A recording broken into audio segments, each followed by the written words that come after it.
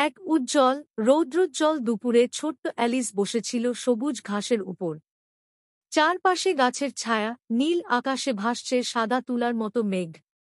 Alice বই হাতে বসেছিল, কিন্তু তার মনে হচ্ছিল এই বইটা বেশ একঘেয়ে।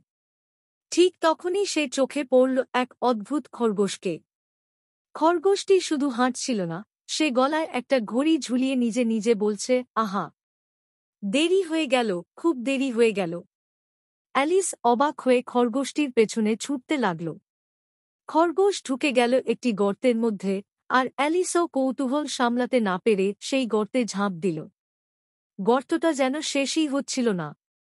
অ্যালিস নিচে নামতে নামতে তাকিয়ে দেখল, চারপাশে ভেসে যাচ্ছে অদ্ভুত সব আলমারি, বই আর খেলনা।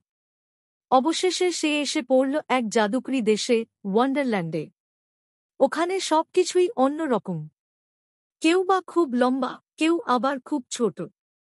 গাছেরা কথা বলে, ফুলেরা গান গায়। একটু পরেই অ্যালিস দেখল এক লম্বা টেবিল, সেখানে বসে আছে টুপিওয়ালা এক অদ্ভুত লোক, আর তার পাশে এক হাস্যকর খরগোশ। তারা চা খেতে খেতে মজার মজার ধাঁধা দিচ্ছে।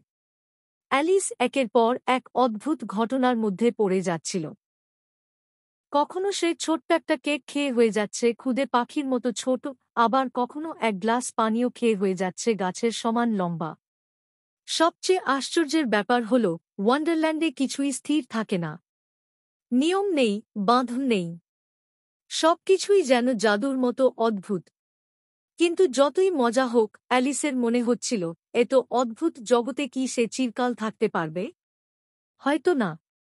আর ঠিক তখনই তার চোখের সামনে সবকিছু মিলিয়ে গেল।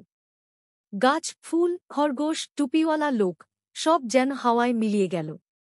অ্যালিস হঠাৎ বুঝতে পারল, সে আবার ফিরে এসেছে নদীর ধারে, তার বইয়ের পাশে। অ্যালিসের ঠোঁটে ফুটল একটুখানি হাসি। সে ভেবেই অবাক হল, আমি কি সত্যিই ওয়ান্ডারল্যান্ডে গিয়েছিলাম, নাকি এটা কেবল স্বপ্ন? এইভাবেই অ্যালিসের কৌতূহলী অভিযান শুরু হল, যা আজও আমাদের কল্পনার দুনিয়ায় বেঁচে আছে।